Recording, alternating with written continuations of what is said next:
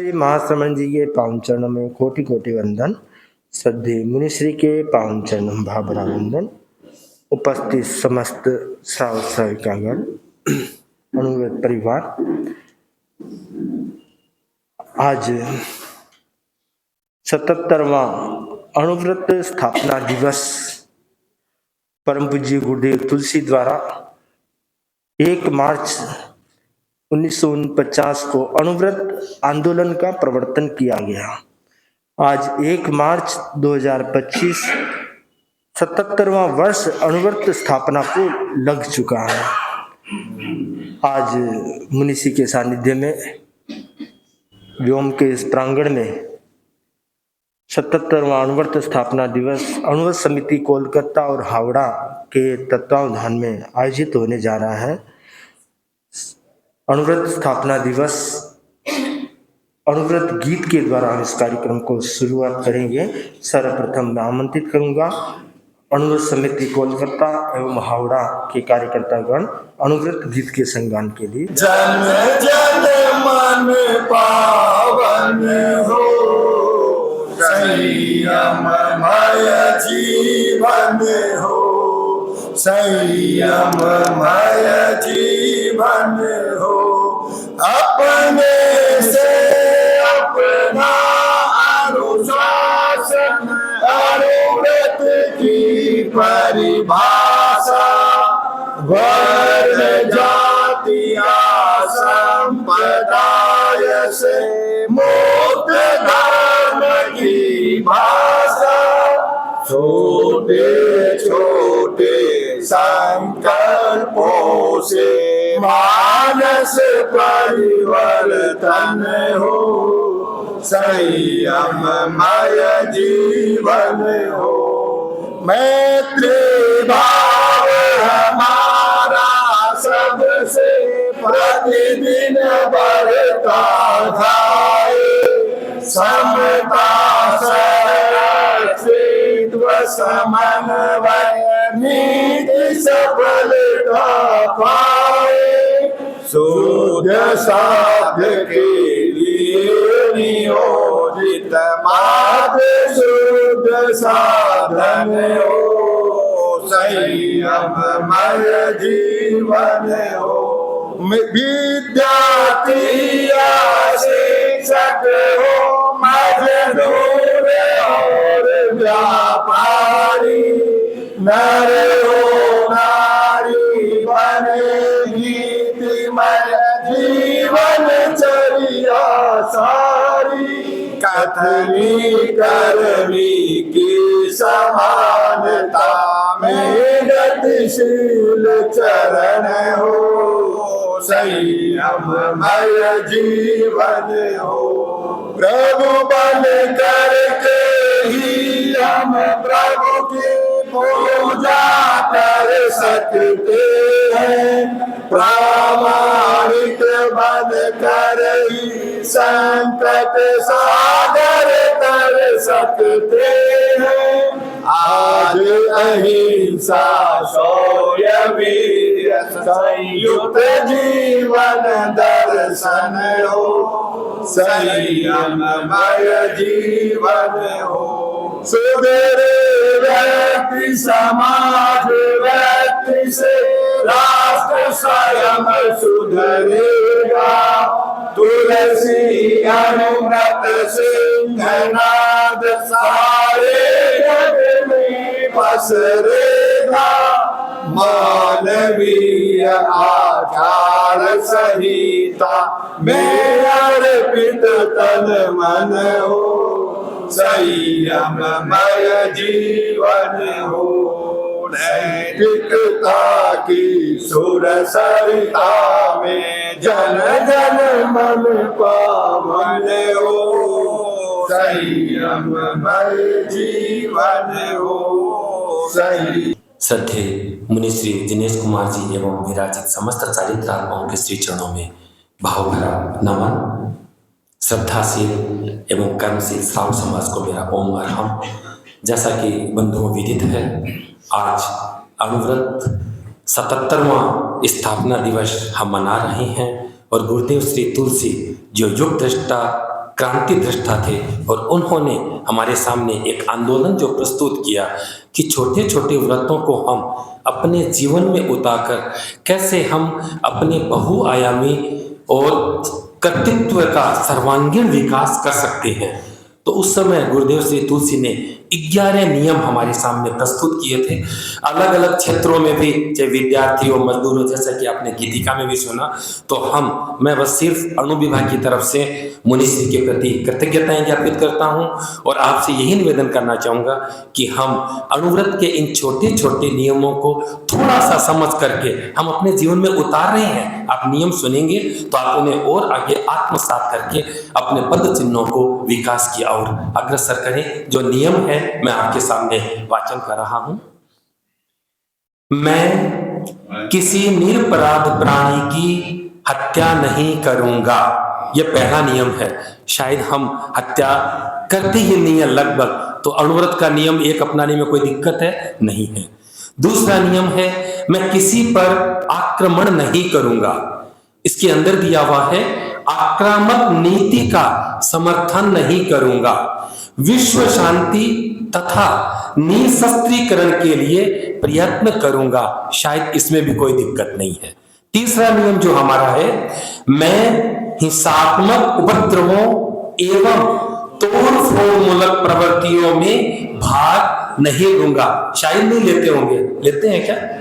नहीं लेते हैं ना। तो 3 नियमों में दिक्कत नहीं है। चौथा नियम जो हमारा है, मैं मानवीय एकता में विश्वास रखूंगा। जाति, रंग आदि के आधार पर किसी को ऊंच नीच नहीं मानूंगा, अस्पृश्य नहीं मानूंगा। शायद इस नियम में भी किसी को दिक्कत नहीं है। क्यों दिक्कत नहीं है ना? आवाज नहीं कम से कम कि मुनिश्री से आपको नियम शायद लेने पड़ेंगे आज, दिक्कत नहीं होगी तो। 5वां नियम जो है, मैं धार्मिक सहिष्णुता रखूंगा।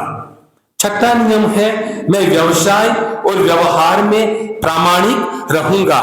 इसमें भी कई बार हम व्यवसाय करते हैं तो थोड़ी सी दिक्कत आ सकती है, लेकिन हम मुनिश्री से समझें, संतों से समझें कि व्यवसाय के अंतर्गत अगर हमें कुछ थोड़ा बहुत भी करना पड़े, शायद उसमें न करें बहुत अच्छी बात है, लेकिन कई बार टैक्स की बात आती है, कंसल्टेंसी की बात आती है, तो मुनिश्री से समझकर इस नियम को भी हम ग्रहण कर सकते हैं। कहीं कोई दिक्कत नहीं है व्यावहारिक दृष्टि से।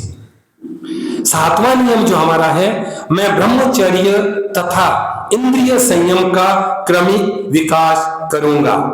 8वां नियम है, मैं चुनाव के संबंध में अनैतिक आचरण नहीं करूंगा।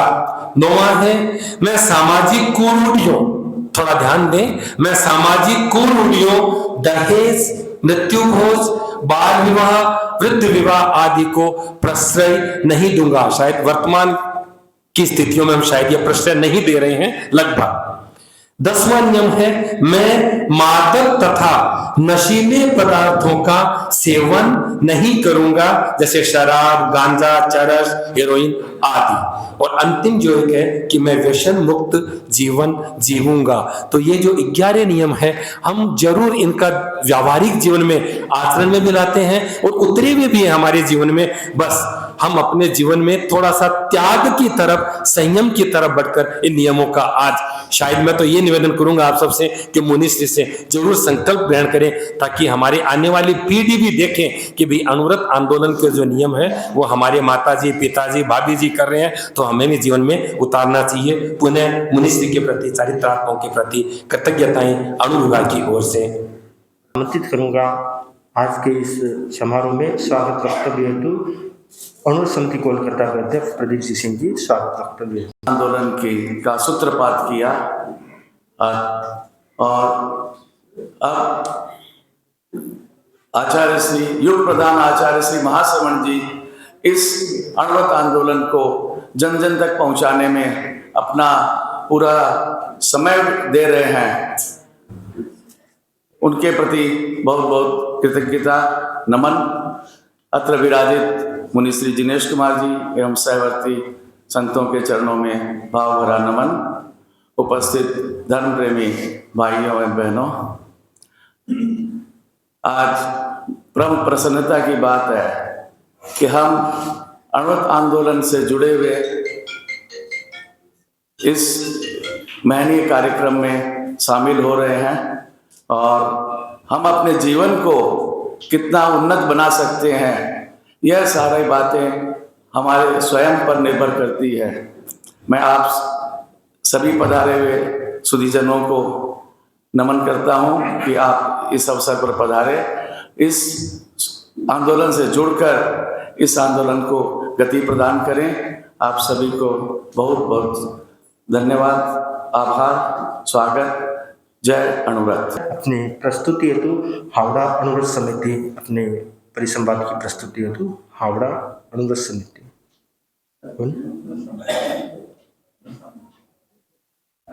आमंत्रित करूंगा गीत के संगान के लिए। बहाता में धारा अनुव्रत है सुखद निर्जल, बहाता में की धारा विश्व तप त्याग पर निर्जल, संत मुनियों का है नारा अनुव्रत है सुखद निर्जल, बहाता में की धारा है जीवन की परिभाषा, हो जिसमें नव जिज्ञासा, क्यों इतनी भोग विपाशा, है धूमिल सारी आशा, अधूरी है हृदय सागर, बड़े संतोष के द्वारा अनुव्रत है सुखद निर्जल, बहाता में की धारा है जीवन गंध करारा, जिसमें नहीं कोई प्यारा, है वैभव एक सहारा, ये मानव फिर बिहारा, हरे अधिकार क्यों किसका, है शोषण दुख की धारा अनुव्रत है सुखद निर्जल, बहाता में की धारा, ये जग मानो सपना, जिसमें नहीं कोई अपना, फिर व्यर्थ कहो क्यों अपना, क्यों रात दिवस लोग अपना, व्यथाओं से भरा जीवन, बंधनों की कड़ी कारा अनुव्रत है सुखद निर्जल, बहाता में की धारा अनुव्रत है सुखद निर्जल, बहाता में की धारा।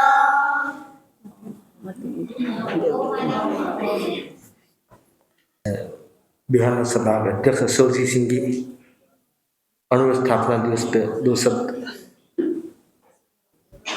परम पूज्य आचार्य श्री महासमिति जी के चरणों में कोटिश वंदन। यहाँ विराजित हुए श्री दिनेश कुमार जी एवं सेवक संतों के चरणों में वंदन। उपस्थित श्रोता श्रावक समाज, आचार्य श्री तुलसी जी ने 77 वर्ष पूर्व अनुव्रत आंदोलन चलाया था। उस समय सोचा नहीं था कि इतना विस्तारित होगा। सब लोगों की, सब संतों की मेहनत से यह कार्यक्रम पूरा सार्वजनिक हो गया, जगह जगह फैल गया और आगे इसकी निरंतर वृद्धि होती रहेगी। कामना अनुव्रत तनाव मुक्त जीवन शैली की स्वस्थ आचार संहिता है। अनुव्रत सिर्फ गुणगान के लिए नहीं है, अनुव्रत जीवन में अपनाने के लिए है। अनुव्रत के नियम व्यक्ति को संतुलित बनाने का प्रयत्न करता है। अनुव्रत स्वस्थ समाज रचना का पथ दर्शन देता है। परिवार और समाज में व्यक्ति स्वस्थता के साथ जिए और स्वयं सुखी बने और दूसरों को कोई तकलीफ न दे, ऐसी व्यवस्था अनुव्रत के संकल्पों में की गई है। अनुव्रत का जैसे पहला नियम बताया, मैं निरपराध प्राणी की हत्या नहीं करूंगा, यानी आत्महत्या नहीं करूंगा और पर हत्या नहीं करूंगा। वर्तमान युग में तनाव एक ऐसी चीज है जो व्यक्ति को ऐसा कदम उठाने के लिए मजबूर कर देता है, पर अनुव्रत का नियम कहता है कि आत्महत्या बहुत बड़ा पाप है, पर हत्या बहुत बड़ा पाप है, तो आत्महत्या भी बहुत बड़ा पाप है। हम कैसी भी स्थिति में हो, परंतु इन दोनों स्थितियों से हमें बचने का प्रयास करना है, संकल्पित होना है। ये दोनों स्थितियां मेरे जीवन में नहीं आए, मैं इन दोनों स्थितियों से मुक्त रह सकूं, ऐसा संकल्प अनुव्रत प्रदान करता है। भ्रूण हत्या ये भी एक युग की बहुत बड़ी समस्या बनी हुई है। जो बालिका या बालक भ्रूण जो संसार को देखना चाहता है, उसको देखने से पहले ही खत्म कर दिया जाता है, ये बहुत बड़ा पाप है। किसी को फलने से पूर्व, उगने से पूर्व नष्ट कर देना बहुत बड़ा पाप होता है। तो अनुव्रत कहता है कि इन पाप से बचना चाहिए। हर श्रावक श्राविकाओं को तो संकल्प स्वीकार करना ही चाहिए, बल्कि अनुव्रत में हर वर्ग के लिए, इसमें किसी धर्म, जाति, वर्ण, लिंग का बंधन नहीं है। कोई भी इंसान इन नियमों को स्वीकार कर सकता है, इन संकल्पों को स्वीकार कर सकता है। तो तनाव मुक्त रहना है तो उसके लिए जरूरी है कि हम जीवन को स्वस्थ बनाएं, आदतों का परिष्कार करें। दो भिखारी आपस में मिले और एक भिखारी ने दूसरे भिखारी से पूछा कि अगर तुम्हें लॉटरी उठाई है और लॉटरी में अगर तुम्हारी कार निकल जाए तो तुम क्या करोगे? तो दूसरे भिखारी तपाक से बोला, करूंगा क्या, कार में बैठ के भीख मांगूंगा, भीख मांगना थोड़ी छोड़ूंगा। यानी कि आदत को बदलना बहुत मुश्किल है। स्वस्थ जीवन जीना है तो अपनी आदतों का परिष्कार करना होगा, और आदतों का परिष्कार बिना संकल्प और नियम के आदतों का परिष्कार नहीं हो पाता है। तो संकल्प, जीवन में संकल्प बहुत जरूरी है, त्याग बहुत जरूरी है, व्रत बहुत जरूरी है, नियम बहुत जरूरी है। नियम होता है तो व्यक्ति अपने जीवन को कंट्रोल कर सकता है। नियम ब्रेक के समान है। गाड़ी में आप यात्रा कर रहे हैं और आपको कोई बोल दे इस गाड़ी में ब्रेक की व्यवस्था नहीं है, तो आप उसमें चढ़ोगे क्या? ड्राइवर कितना ही अच्छा गाड़ी चलाता है, परंतु ब्रेक नहीं है तो कहीं ना कहीं कभी न कभी एक्सीडेंट होने की संभावना रहती है। तो ठीक उसी प्रकार हमारे जीवन में व्रत रूपी, संकल्प रूपी ब्रेक नहीं है तो जीवन में कभी भी दुर्घटना घट सकती है। तो वह दुर्घटना न घटे, हमारा जीवन अच्छे सफर के साथ चलता रहे, उसके लिए जरूरी है कि हम संकल्पबद्ध हो, नियम को स्वीकार करें। व्यसन आज की बहुत बड़ी समस्या है। जो नई पीढ़ी है, यंग जनरेशन है और उससे ज़्यादा टीनेजर्स हैं, तो व्यसन की ओर आकर्षित हो रहे हैं। तरह तरह के नशे, तरह तरह की चीज़ें, और व्यक्ति को अपने गिरफ्त में लेता है। एक बार आकर्षित होते हैं और उसके बाद उसके गुलाम बन जाते हैं, और वो चीज़ उनके जीवन को, पारिवारिक जीवन को, सामाजिक जीवन को, राष्ट्रीय जीवन को, सबको बर्बादी की ओर ले जाता है। जिस देश का नागरिक स्वस्थ और सक्षम होगा वही नागरिक देश को आगे बढ़ा सकेगा अपने चिंतन से, अपने प्रयासों से। और जिस देश का नागरिक स्वस्थ नहीं है, खोखला हो गया है, नशे से खोखला हो गया है, व्यसनों से खोखला हो गया, वो क्या परिवार, देश और समाज की सेवा करेगा?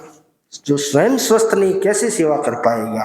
तो हमारा दायित्व है कि जिस मिट्टी पर हमने जन्म लिया है तो उस मिट्टी का गौरव बढ़ाना। उस मिट्टी का गौरव कब बढ़ेगा? जब हम स्वस्थ और सच्चरित्री रहेंगे, तब उस गौरव को हम बढ़ा पाएंगे। तो अनुव्रत ये बात कहता है कि व्यसन मुक्त रहने का संकल्प स्वीकार करें, और सिर्फ स्वयं संकल्प स्वीकार करने से बात नहीं बनेगी, क्योंकि 140 करोड़ भारतीय लोगों में बात को फैलाना है।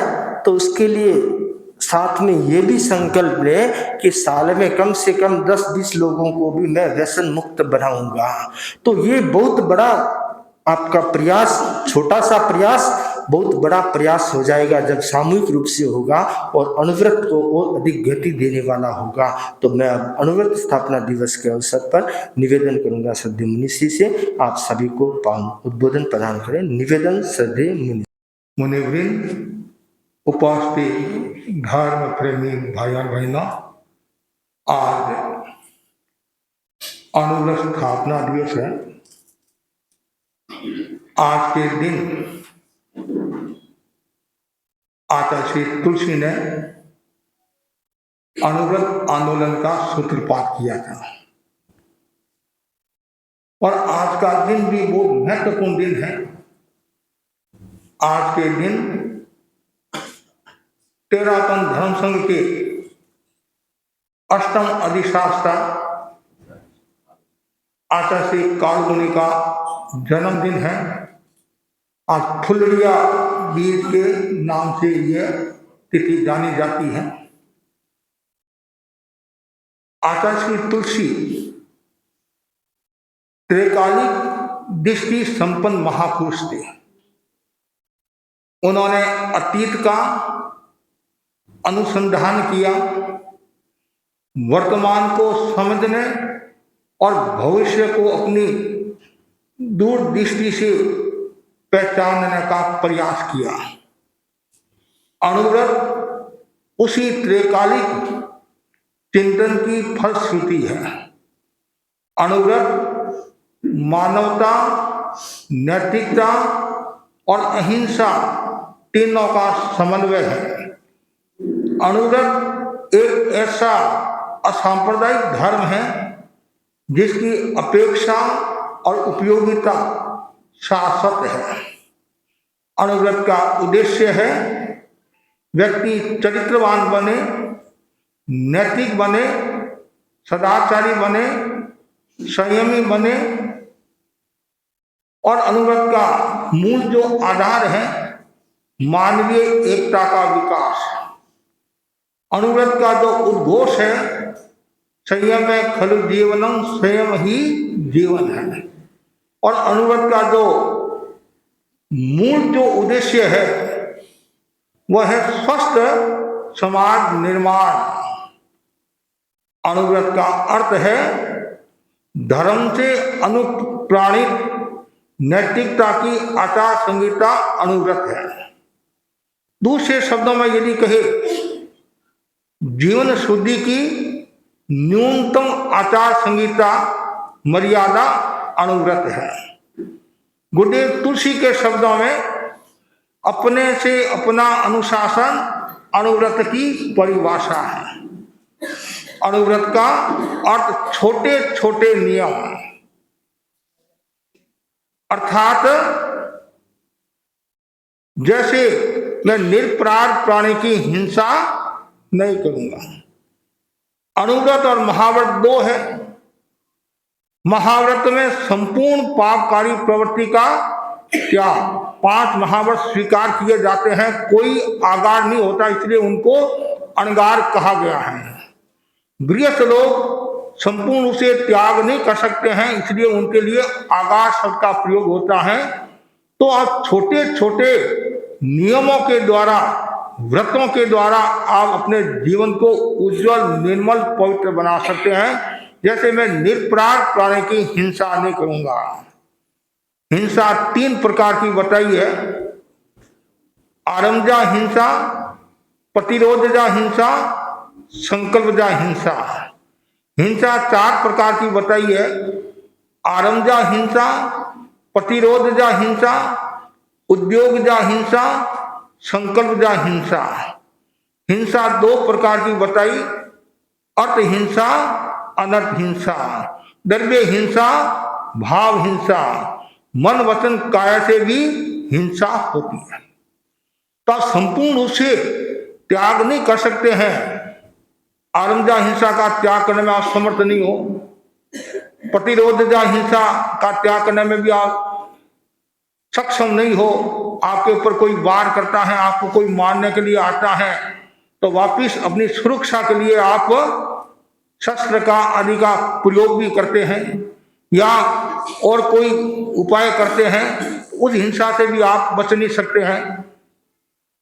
उद्योगजा हिंसा से भी बचना मुश्किल है, लेकिन कम से कम संकल्पजा हिंसा से सब बच सकते हैं। मैं निरपराध प्राणी की हिंसा नहीं करूंगा, मैं अनावश्यक जीवों को तकलीफ नहीं दूंगा, अनर्थ हिंसा नहीं करूंगा, और हिंसा करनी भी पड़े पहली बात तो कभी मन में आना ही नहीं, व्यवस्था से हिंसा करनी पड़े तो खमत खावड़ा भी करना चाहिए। जैसे मैंने आपको बताया था महात्मा गांधी का उदाहरण, महात्मा गांधी वृक्ष से 4 पत्ती तोड़ते थे तो वृक्ष से माफी मांगकर तोड़ते थे।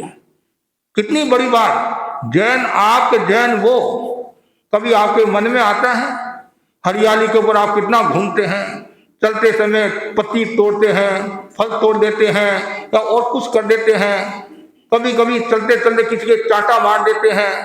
चाटा क्यों मारा? मैं तो तुम्हारा लाड कर रहा हूं। ये सब अनावश्यक हिंसा से बचना चाहिए।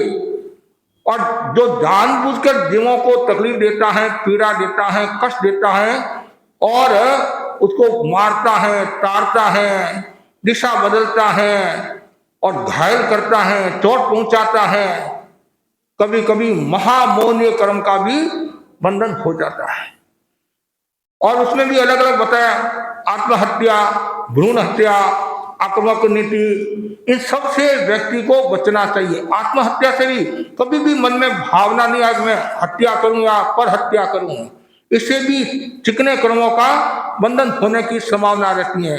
इसलिए आप गृहस्थ हो, संपूर्ण से हिंसा का त्याग नहीं कर सकते तो कम से कम मैं निरपराध प्राणी की हिंसा नहीं करूंगा और भी उसमें तोड़ फोड़ हिंसात्मक प्रवृत्ति में भाग नहीं लूंगा। और महत्वपूर्ण जो और भी बिंदु है उनमें महत्वपूर्ण बिंदु व्यवसाय, जैसे भाई रतन जी ने कहा, तो व्यवसाय में भी आप थोड़ी सावधानी रखें तो आप काफी हिंसा से बच सकते हैं। ऐसी कोई बात नहीं है, थोड़ा विवेक रखना पड़ता है, थोड़ा संयम रखना पड़ता है, थोड़ी सावधानी रखे तो आप काफी हिंसा से बच सकते हैं, अप्रामाणिकता से बच सकते हैं, बेईमानी से बच सकते हैं, धोखाधड़ी से बच सकते हैं। यदि आप व्यवसाय में धोखाधड़ी करते हैं, बेईमानी करते हैं तो सामने वाले का तो नुकसान होता ही है और खुद का भी नुकसान होता है और आत्मा का भी नुकसान होता है। तो व्यवसाय में प्रामाणिकता का भाव रहे, लेन देन में प्रामाणिकता का भाव रहे, व्यवहार में शुद्धता का भाव रहे तो व्यक्ति का मूल्य बढ़ेगा। और यदि आप व्यवसाय में सावधानी रखोगे, व्यवहार में यदि सावधानी रखोगे तो संभवतः आपके कभी कमी आने वाली नहीं है। आज भी ऐसे ऐसे लोग हैं जो व्यवसाय में पूर्ण प्रामाणिकता रखते हैं, वो भी तो जी रहे नहीं, वो भी जी रहे हैं। तो फिर जो धोखाधड़ी करने वाला, बेईमानी करने वाला है वो नोट कमा तो देगा, खुश तो होगा कि मैंने खूब नोट कमा दिया। ज्ञानी जन कहते हैं 100 दिन सोनार की तो 1 दिन लोहार की। और कब ये पाप का घड़ा फूट जाएगा और कब जेल की हवा खानी पड़ जाए पता नहीं चलता है। इसलिए बहुत सावधानी रखो। गुरुदेव तुलसी के सब आभारी हैं जिन्होंने कितना सुंदर ये अणुव्रत आंदोलन का प्रारंभ किया। तो ये व्यवसाय ऐसी मैं सांप्रदायिक सौहार्द बनाए रखूंगा। आप किसी भी संप्रदाय के हो और सांप्रदायिक दृष्टिकोण का विकास करना चाहिए।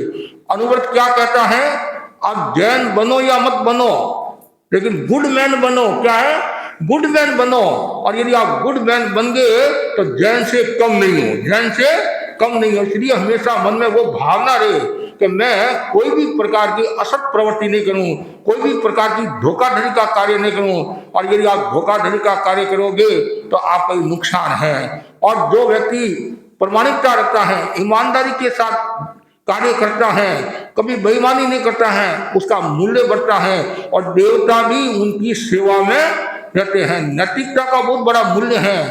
एक टैक्सी वाला सवारी लेकर जा रहा था और जो लोग बैठे थे सब उतर गए, अपने अपने घरों में चले गए। और वो अपने घर पर गया, पीछे सीट पर देखा एक पर्स था, रुपये आदि रखते पर्स था। तो उसमें देखा उसमें 1200 रुपये थे, करीबन 1200 रुपये थे। वो खा सकता था, कोई मालिक तो था नहीं, लेकिन उतना नहीं।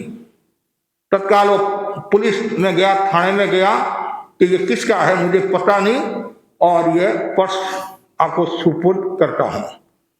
इतने में क्या होता है, जिसका गुम हुआ पर्स है वो भी वहां पहुंच गया। शिकायत के लिए पहुंचा तो कब मेरा पर्स गुम हुआ है, तो कितने रुपए थे, और उसको पता चल गया यही टैक्सी वाला है, और ये आया और ये बता रहा है कि ये पर्स किसका है मुझे पता नहीं। अब उसके मन में पाप आ गया, जिसका पर्स था उसके मन में पाप आ गया कि अब मुझे धन कमाने का मौका मिल गया। उसने कहा मेरा 1500 रुपया थे। कितने? 1500 रुपया थे। टैक्सी वाला बोला कि इसमें तो 1200 रुपया है और मैंने एक पैसा भी नहीं खाया। यदि मेरी नीयत सही नहीं होती, मन में पाप होता, तो मैं पैसा लेकर आता ही नहीं। खूब समझाने की कोशिश की, वो बोला नहीं मेरे तो 1500 रुपया थे, ये बेईमान है और ये इसने धोखाधड़ी की है और 300 रुपये इसने निकाल दिए। तो पुलिस वाले जज के सामने लेकर गए, न्यायालय में वहाँ लेकर गए, सारी बातचीत सुनी और सुनने के बाद में जज को ये महसूस हुआ ये जो मालिक है उसके मन में पाप है, उसके मन में पाप है, और जो ये टैक्सी वाला जो पर्स लेकर आया है ये ईमानदार प्रतीत हो रहा है। तत्काल निर्णय सुनाते हुए जज ने कहा शेर साहब आप कह रहे हो मेरे 1500 रुपया है, इसमें तो 1200 रुपया है, जब 1500 रुपया वाला पर्स आएगा तब हम आपको याद कर लेंगे। क्या कहा? आपको याद कर लेंगे। और उनकी तो छुट्टी कर दी।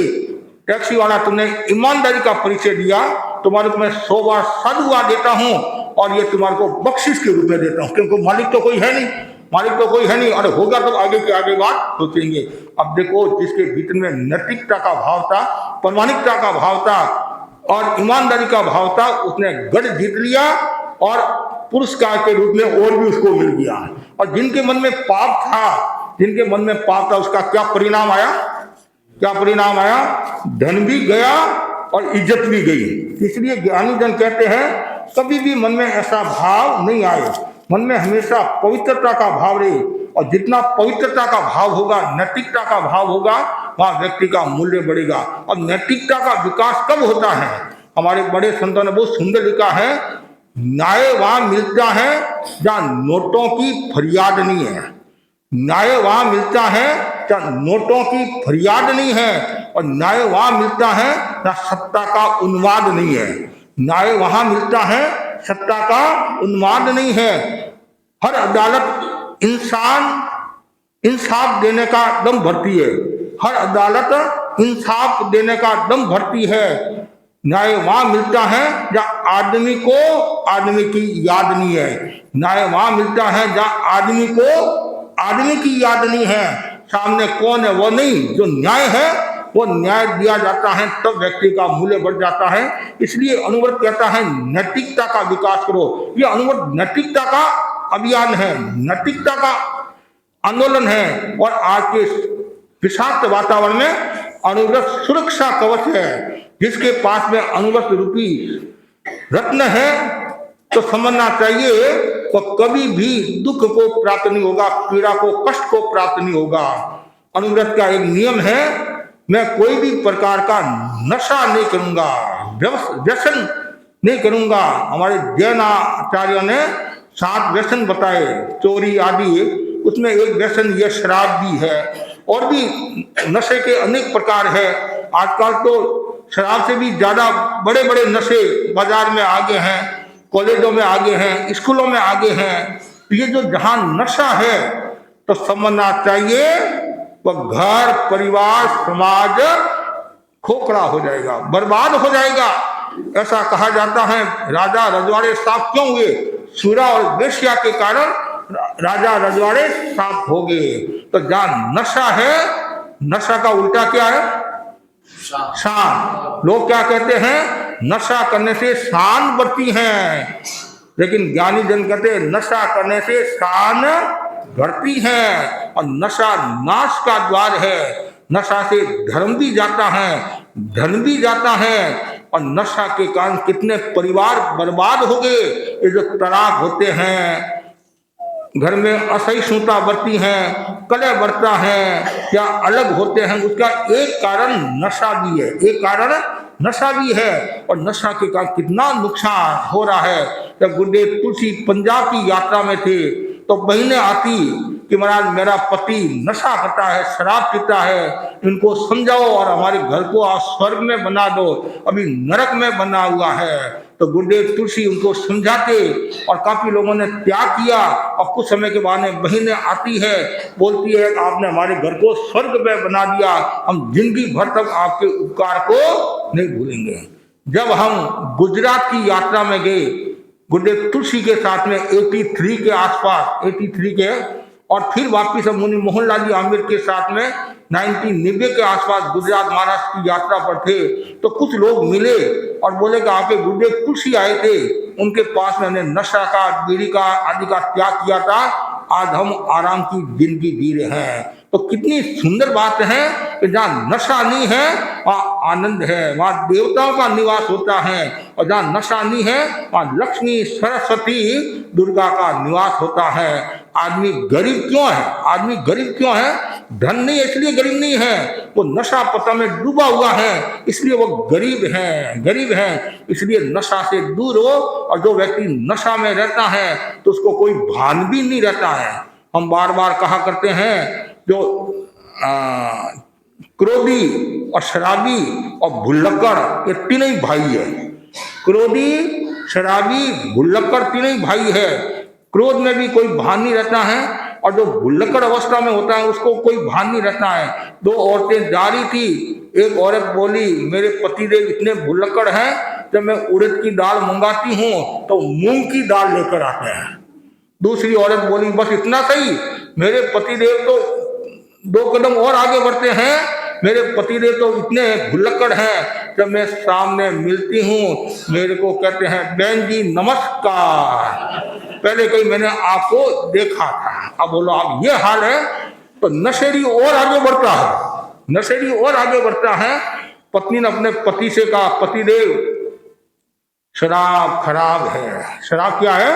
खराब है। मेरी जो सहेलियां हैं, इनके जो पति है वो सब नशा मुक्त हैं, और आप ही एक ऐसे हो जो नशा करते हो।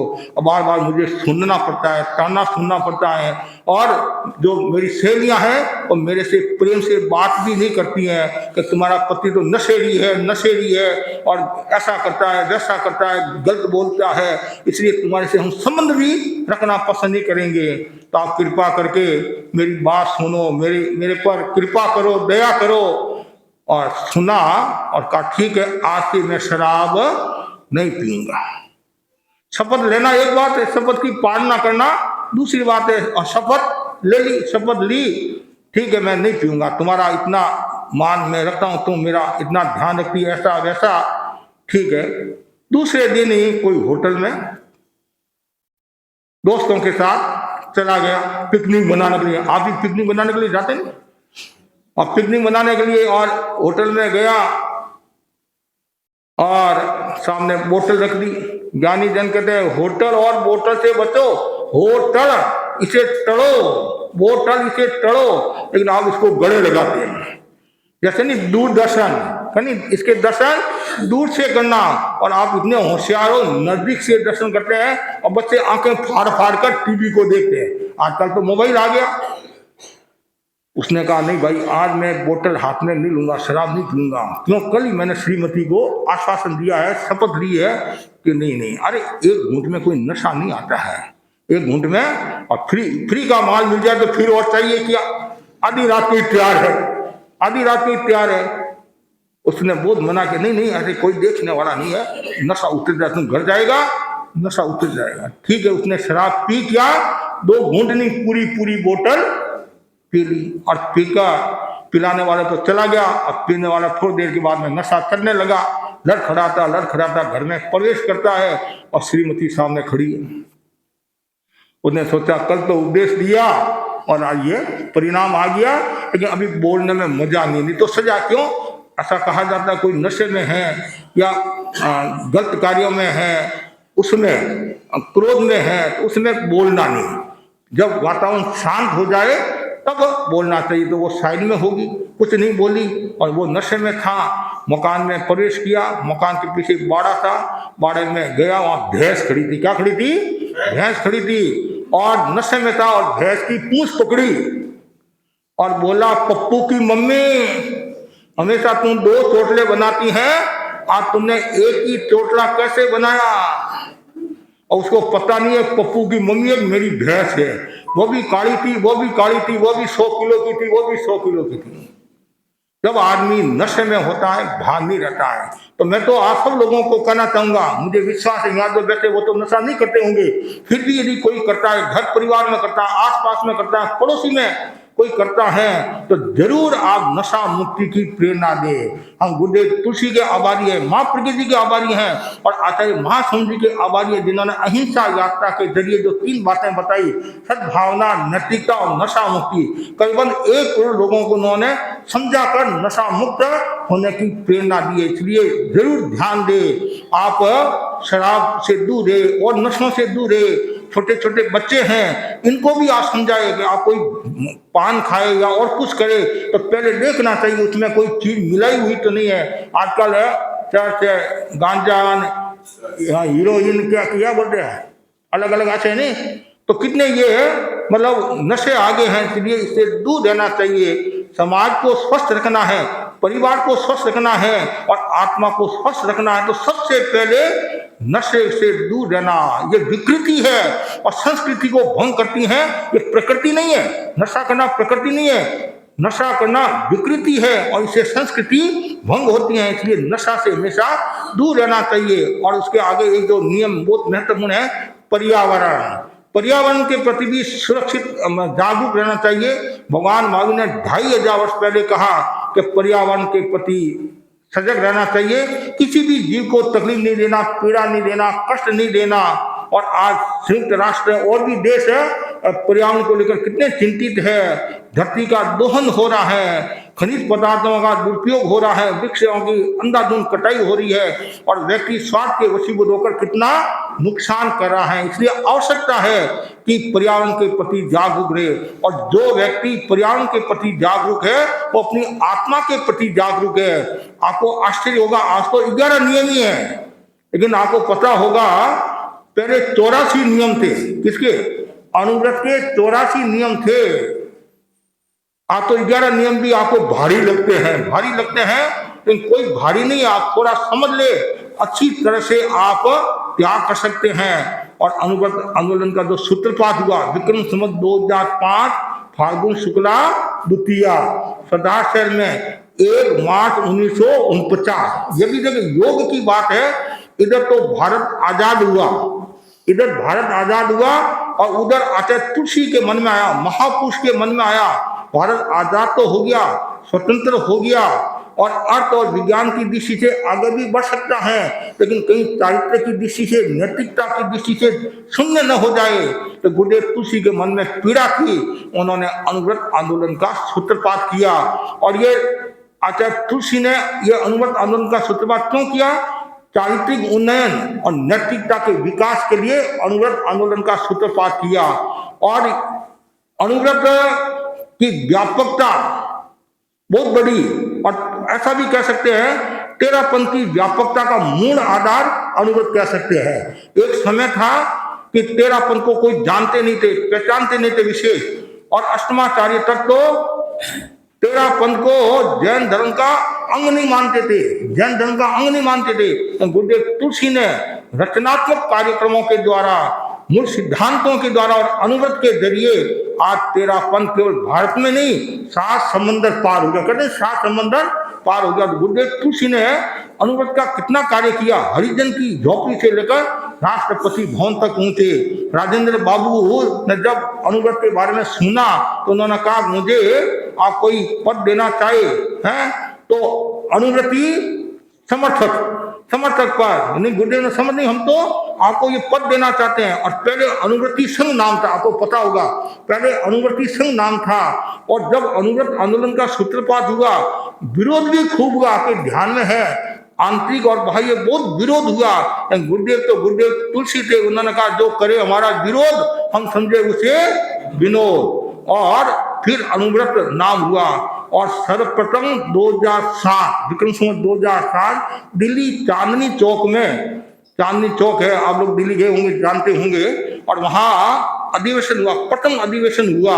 और उसमें खूब लोग आए, 72 लोगों ने 72 लोगों ने 84 नियम एक साल के लिए स्वीकार किए, और जिनकी गूंज केवल भारत में नहीं विदेशों में, और न्यूयॉर्क टाइम्स जो पत्र निकलता है और उनमें बहुत सुंदर प्रतिक्रिया आई।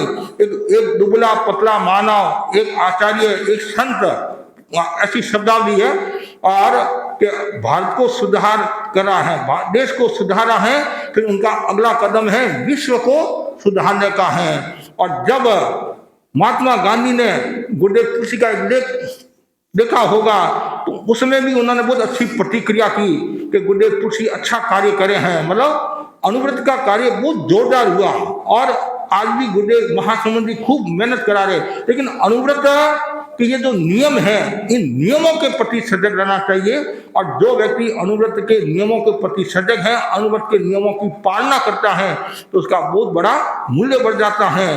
तो अनुव्रत नाम क्या, अनुव्रत, छोटे छोटे नियम।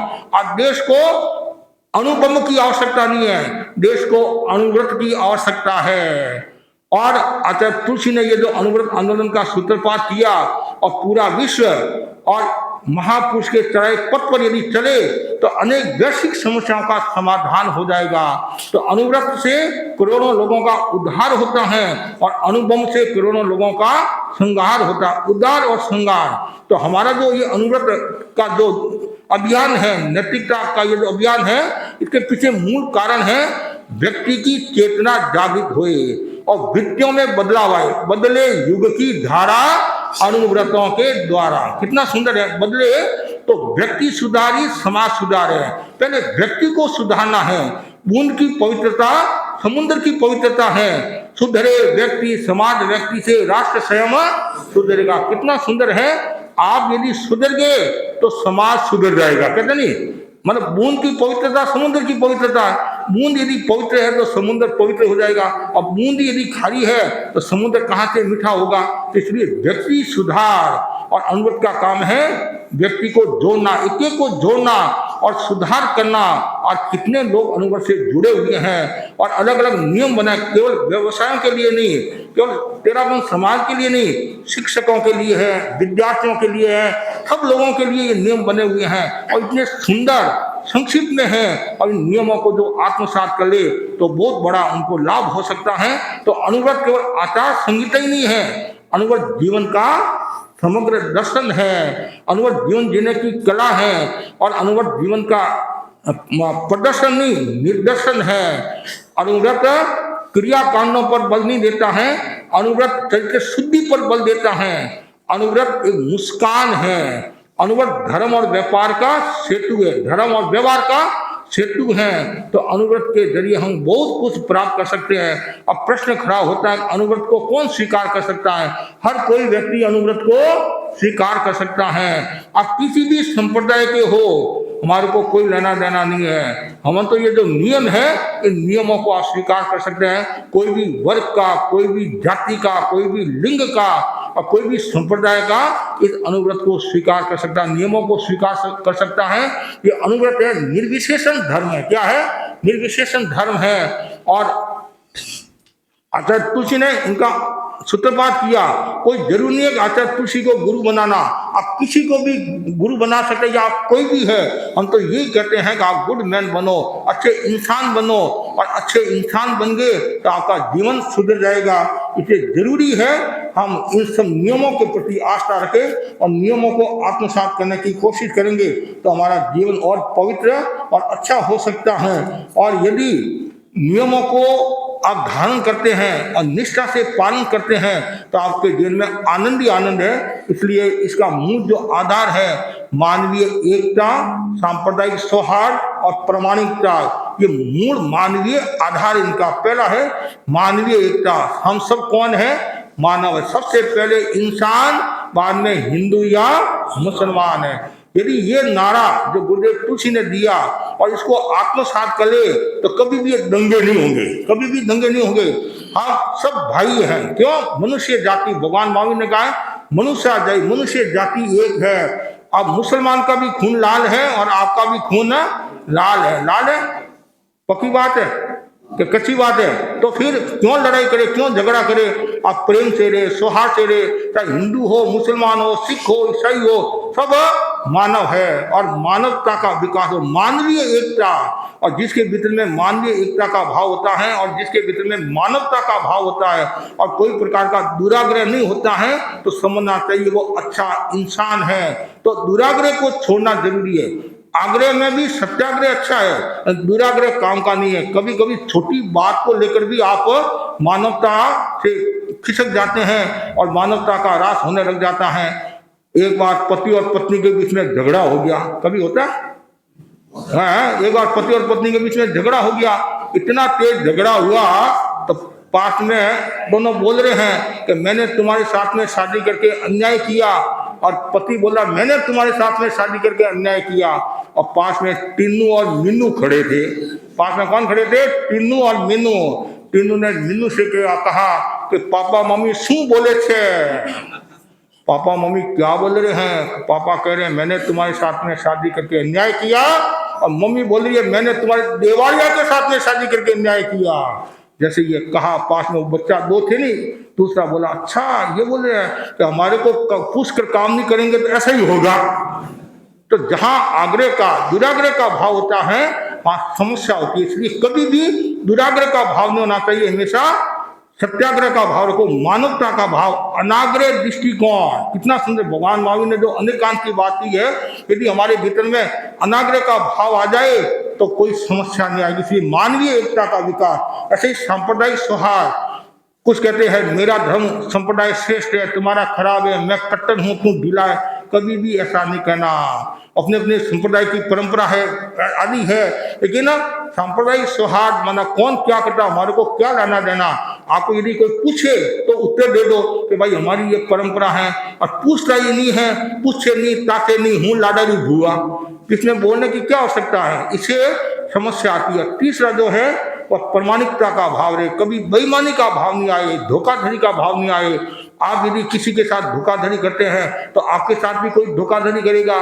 कहते अरे ये डॉक्टर ने मेरा नुकसान कर दिया, मेरे बेटे को मार दिया, गलत इंजेक्शन लगा दिया और मिलावट वाला लगा दिया। तू कह रहा है तुमने कितने लोगों को मारा, वो भी तो सोच है, तुमने कितने लोगों को तकलीफ दी, पीड़ा दी है। इसलिए कभी भी मन में वो भावना नहीं आनी चाहिए। तो बस मैं इतना ही आपको कहना चाहता हूँ, आप अनुव्रत के नियमों को स्वीकार करो। सबसे पहले तो मैं ये कहूँगा महाव्रतों को स्वीकार करें। क्यों? हम तो साधु हैं, तो पहले तो हम तो ऊंची बात ही करेंगे नहीं। महाव्रत को स्वीकार करो, ये नहीं मजाक नहीं है, यथार्थ बात है। पहले संपूर्ण पापकारी प्रवृत्ति का त्याग करो, और आप नहीं कर सकते हो तो फिर आप अनुव्रत के नियमों को स्वीकार करो। वो भी नहीं कर सकते हैं तो कम से कम अच्छे इंसान तो बनो, इनसे नीचे तो मत जाओ, इनसे नीचे मत जाओ। लेकिन यदि आपके भीतर में व्रत होगा, त्याग होगा, उसका बहुत बड़ा मूल्य है। कितना सुंदर कहा है, डगमग करती बड़ी शिला ने, डगमग करती बड़ी शिला ने एक काकरो रोके, डगमग करती बड़ी शिला ने एक काकरो रोके, बड़ो काम कर दे छोटो भी सचमुच कोई को मौके। एक छोटा सा आपने यदि त्याग कर दिया, जैसे शिला है और एक कंकर आ जाता, शिला रुक जाती है, तो वैसे यदि आपने एक छोटा सा भी त्याग कर दिया, आपकी जिंदगी सुधर सकती है, जिंदगी संवर सकती है। उदाहरण के लिए हमारे जो गुरु धारणा कराते उसमें एक नियम है, आत्महत्या नहीं करूंगा। तो एक व्यक्ति बहुत बड़ा व्यक्ति था, संपन्न था, कोई कारण से उसके नुकसान हो गया, घाटा लग गया, इतना घाटा लग गया कि अब मैं समाज के सामने मुंह कैसे दिखाऊं। तो वो आत्महत्या करने के लिए रवाना हुआ। मुंबई चौपाटी पर आया, कपड़ा खोला, जैसे ही कूदने लगा तो अरे मेरे तो नियम है, गुरुदेव तुलसी के पास मैंने नियम दिया, आत्महत्या करने का त्याग है। तो जिंदगी उतार चढ़ाव आते रहते हैं, पर वो नियम से वो बच गया, वापिस पुरुषार्थ किया, वापिस आगे बढ़ गया होगा। तो कहने का मतलब है नियम का कितना बड़ा मूल्य होता है।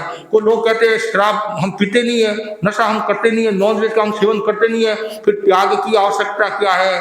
त्याग की आवश्यकता है, गाड़ी में ब्रेक है तो आप गाड़ी को कहीं रोक सकते हैं, और कितना ही कुशल ड्राइवर है और ब्रेक नहीं है तो कभी भी एक्सीडेंट होने की संभावना रहती है। तो वैसे ही आप कितने कुशल हो, त्याग होगे तो बच जाओगे। आपके घर में मकान में बिजली है और 365 दिन आपने बिजली का उपयोग नहीं किया, बिल आता कि नहीं आता है?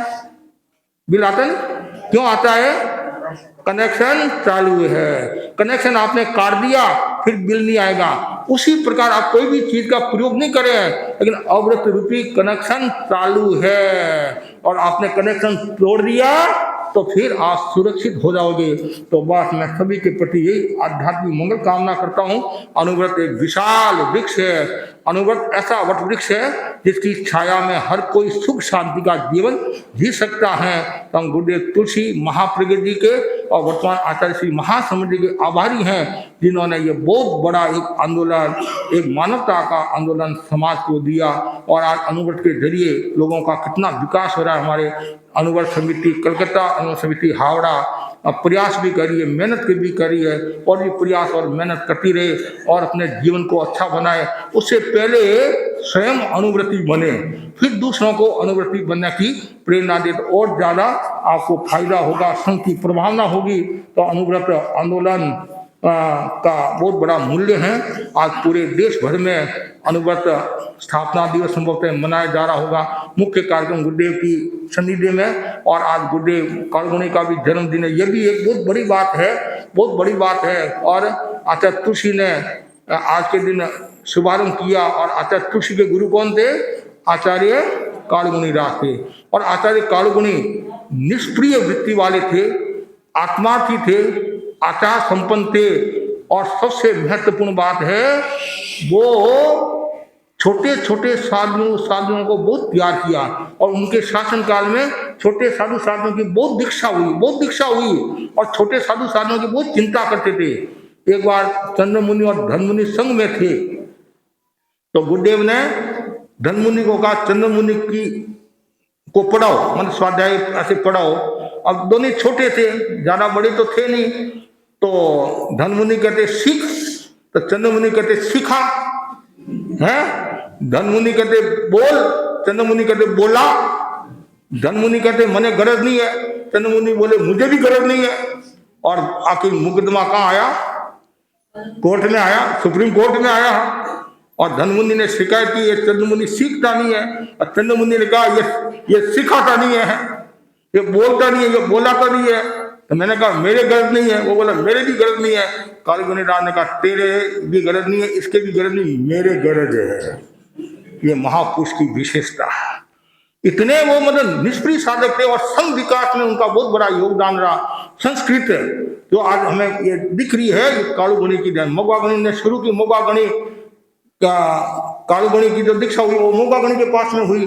और कालगुणी को मोगागणी का ज्यादा सानिध्य नहीं मिला, लेकिन जितना सानिध्य मिला उन्होंने भरपूर विकास करने की कोशिश की। और मोगागणी की कालगुणी के ऊपर बहुत कृपा थी।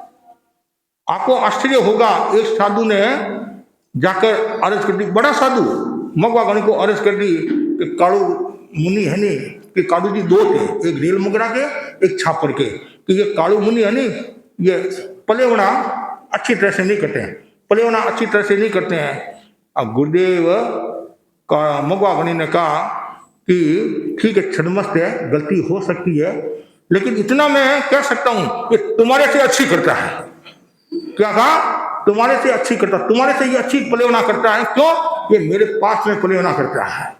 देखो कितनी मतलब महानता गुरु की। जो शिकायत लेकर आया वो चुप हो गया।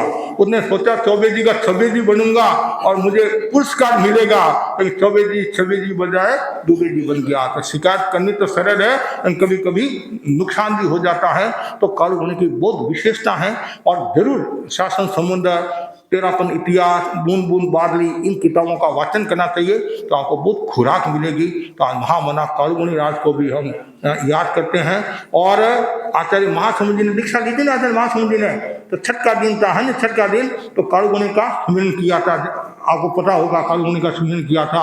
और आचार्य तुलसी के कभी भी कोई संकट आदि आ जाता, कुछ हो जाता, तो कालगुणी का सुमिरन करते थे। और उनका एक इष्ट था, और एक इष्ट का तो खूब वो कालगुणी को समान के गुरु तो थे ही। काली विश्वविलास का कितना भव्य ग्रंथ है, तो इसलिए हम कालगुणी के प्रति श्रद्धा नत है। और अनुव्रत का ज़्यादा से ज़्यादा प्रचार प्रसार होना चाहिए।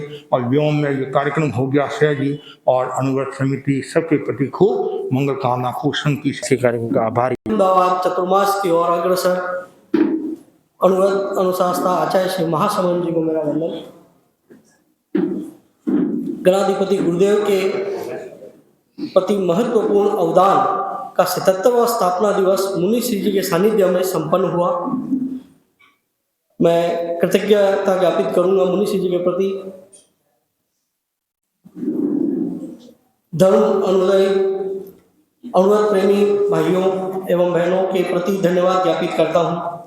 अनुविवाह से पधारे चीफ जस्टिस श्री रतन जी दुग्गल को अल्प समय में उन्होंने अपना समय दिया, उसके लिए मैं धन्यवाद ज्ञापित करता हूँ। वक्त सबको एक जितना मिलता है और वक्त किसी के पास नहीं है, फिर भी आप सभी इस महनीय कार्यक्रम को सफल बनाने के लिए पधारे। आप सभी का हृदय से धन्यवाद।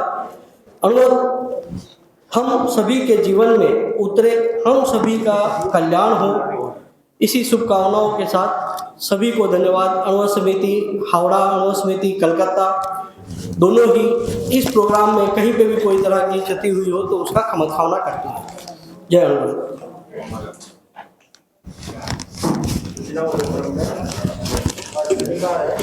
और शनिवार का जो उपक्रम है, रात्रिकालीन उपक्रम शाम को 7 से 8 सामयिक मुनि श्री के सानिध्य में इसी प्रांगण में होगी। तो अधिक से अधिक भाई बहन अपने परिवार में सभी को प्रेरित करें कि आज मुनि श्री